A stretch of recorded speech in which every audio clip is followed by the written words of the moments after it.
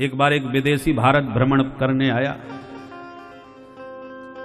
तो उसने एक गांव से गुजरते हुए कुछ भीड़ इकट्ठी देखी, तो वह कौतुक बस आ गया कि देखें क्या हो रहा है, भीड़ इकट्ठी क्यों है। पता चला कोई झगड़ा चल रहा है, सरपंच साहब निर्णय नहीं कर पा रहे। तो वो भी खड़ा होकर के देखने लगा क्या मामला है। परंतु उसने जब वो झगड़ा सुना तो उसकी आंखें फटी रह गई। क्या झगड़ा किस बात का था? एक किसान ने दूसरे किसान को अपना खेत बेच दिया। बेचने के बाद जिसने खरीदा उसने हल चलाया, और हल चलाते समय उसी खेत में से सोने की मोहरों से भरा हुआ एक कलश निकल पड़ा। पूरी तरह सोने की मोहरें उसमें भरी हुई थी। तो वो कलश लेकर के जिससे खेत खरीदा था उस किसान के पास गया, भैया तुम्हारे खेत से ये स्वर्ण कलश निकला है, इसमें खूब सोने की मोहरें हैं, ये तुम्हारे निश्चित पूर्वजों की धरोहर होगी, इसलिए इसको आप ग्रहण करो, तुम्हारी अमानत है। पर जिसने बेचा था उसने कहा, भैया जब मैंने खेत बेच ही दिया तो उसमें राख निकले, फसल निकले या सोना निकले, उससे मुझे क्या लेना देना है। जब खेत बेच दिया तो उस पर मेरा कोई अधिकार नहीं रहा, इसलिए ये पैसे से मैं हाथ नहीं लगा सकता, अब ये मेरा नहीं है, मैं तुम्हें दे चुका, तुम संभालो। उसने कहा, भैया मैंने खेत की कीमत तुम्हें दी है, ये सोने के कलश की कीमत थोड़ी दी है।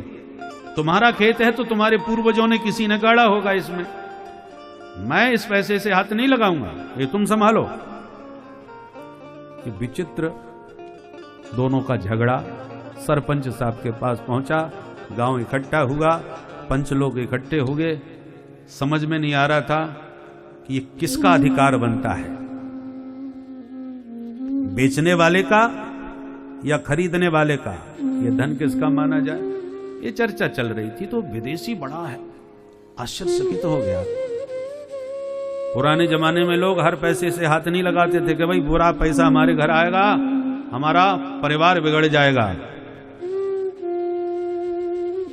हमारी संतति बिगड़ जाएगी। इतना डरते थे लोग पैसे से, गंदे पैसे से, गलत पैसे से। और आजकल लोग इसी जुगाड़ में ज्यादा घूमते हैं कि कहां गड़ा हुआ मिल जाए या जिसके आगे पीछे ना हो उसको पकड़ा जाए। कितना सोच का अंतर आ गया। उसको बड़ा आश्चर्य हुआ विदेशी को, उसने सोचा कि जिस देश की प्रजा का ऐसा अद्भुत आदर्श हो उस देश का राजा कैसा होगा। यथा राजा तथा प्रजा। पता लगाता हुआ विदेशी गया, राजघराने का। तो एक लंबी शिखा वाला ब्राह्मण आ रहा था स्नान आदि से निवृत्त होकर। उस विदेशी ने उसी से पूछा, महाराज हमें इस देश के प्रधानमंत्री से मिलना है, आप बता सकते हैं वो कहां मिलेंगे। तो उसने कहा, ये जो झोंपड़ी देख रहे हो, फूस की झोंपड़ी, इसी कुटिया में आपको प्रधानमंत्री जी मिलेंगे। उनसे मिलने का समय है रात्रि 8 बजे। इससे और भी अधिक आश्चर्य उस विदेशी को हुआ, प्रधानमंत्री इस झोंपड़ी में मिलेंगे, गजब की बात है भाई। तो ठीक 8 बजे वह विदेशी उस झोंपड़ी में, कुटिया में भी आया। तो देखा क्या कि वही ब्राह्मण जिसने बताया था कि यहां मिलेंगे, वही बैठा बैठा कुछ एक दीपक के उजेले में लिख रहा है। तो विदेशी ने आकर के प्रणाम किया, पंडित जी प्रणाम, अब बताइए प्रधानमंत्री जी कब आ रहे हैं, कैसे मिलेंगे।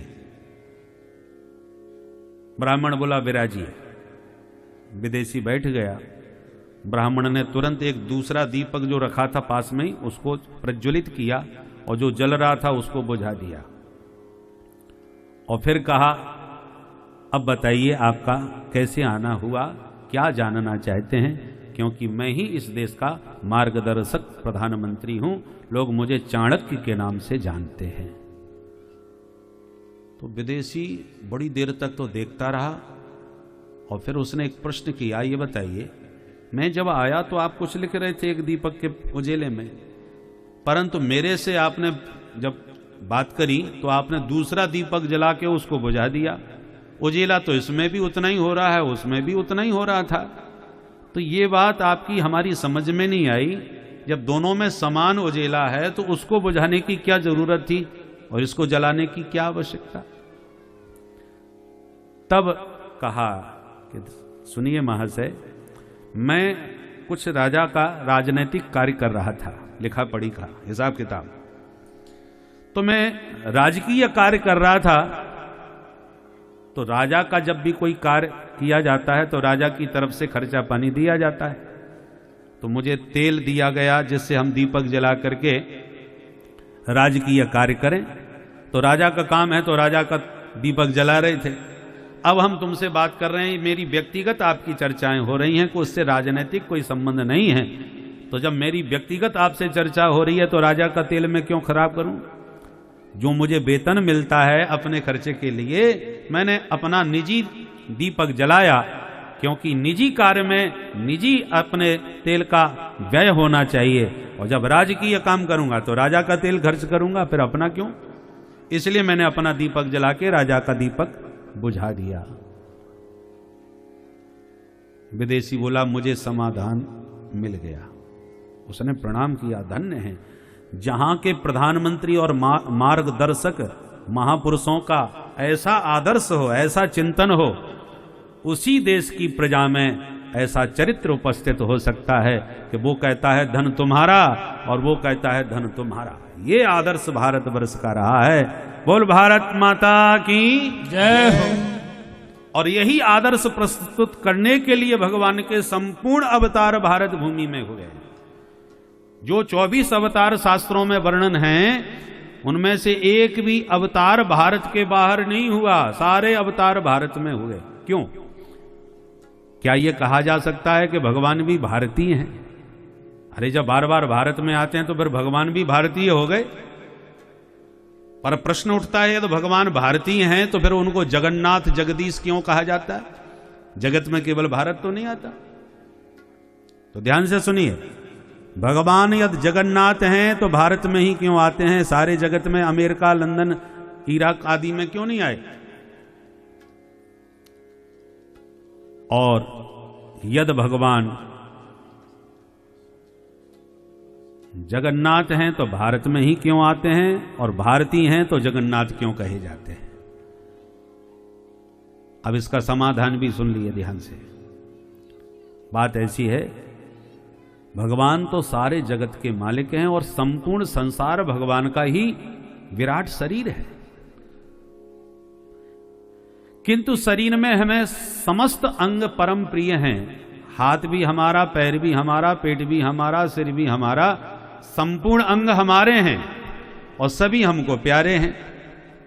किंतु फिर भी हमारे पैर कट जाएं तब भी हम जिंदा तो रह सकते हैं।